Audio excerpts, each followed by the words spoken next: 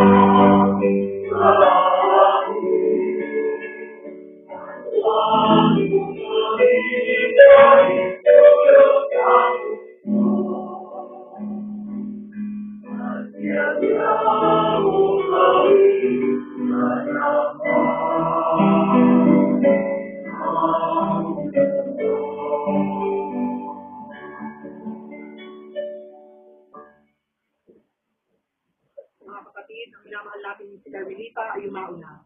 Upang mamahinga sa kapayapaan ng Panginoong Hesus, taglay ang matibay na pananampalataya at pag-asa sa buhay na walang hanggan. Atin ngayong ihabilin siya sa mapagmahal na kalinga ng ating Ama, mga anghel, mga banal, sa nakalangitan. Hali kayo at samahan. Ang hiling namin pumanaw sa piling ng buong mahal. Si Kristo ang mag-aakay sa kandungan ni Abraham upang doon ay umiglay. Ang hiling namin pumanaw sa piling ng buong mahal. Kailaw na walang hanggan, kapayapaan sa ilang pagtampi ng may kapal. Ang hiling namin pumanaw sa piling ng buong mahal. Ama naming mapagmahal, inihabilin namin sa iyo ang kapatid namin pumanaw na sa buhay na ito. Huwag mo siyang pabayaan at pamalagin mo siyang buhay sa iyong piling, alang-alang sa iyong awa at pag-ibig. Patawarin mo na sana ang kanyang mga pagkukulang at nagawang pagkakasala, dala ng kanyang kahinaan.